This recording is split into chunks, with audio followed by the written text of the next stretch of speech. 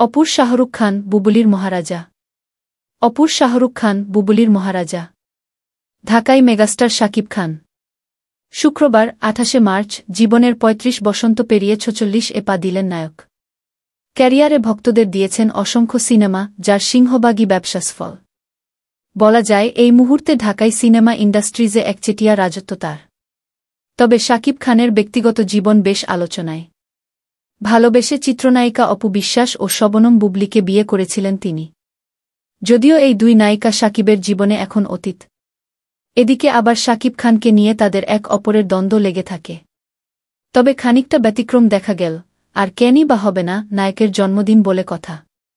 জন্ম তারিখ পড়তেই শাকিবকে বিশেষ এই দিনটির শুভেচ্ছা জানালেন অপু বুবলি দুজনে। সামাজিক মাধ্যমে প্রাক্তন স্বামীকে সম্বোধন করলেন নানা তকমায়। বাবা ছেলের ভালোবাসার কোনো সীমা নেই বুবলি।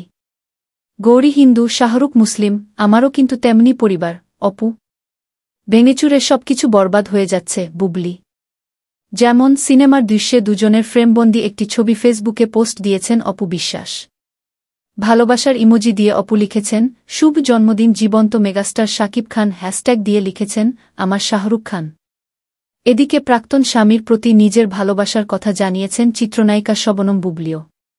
তিনি লিখলেন, শুভ জন্মদিন বাংলা ফিল্ম ইন্ডাস্ট্রির মহারাজা শাকিব খান। মাঝে জুড়ে দেন ভালোবাসার ইমোজি। অপু বুবলির দুজনের পোস্টেই শাকিব ভক্তদের ভালোবাসা প্রকাশ ছিল দেখার মতো। নায়ককে জন্মদিনের শুভেচ্ছা জানিয়েছেন তারা। তবে অপু বুবলির প্রসঙ্গ টেনে অনেকে মজাও করেছেন। ঢাকাই সিনেমার বড় তারকা শাকিব খান এখন পর্যন্ত ৪ বার জাতীয় চলচ্চিত্র পুরস্কার পেয়েছেন।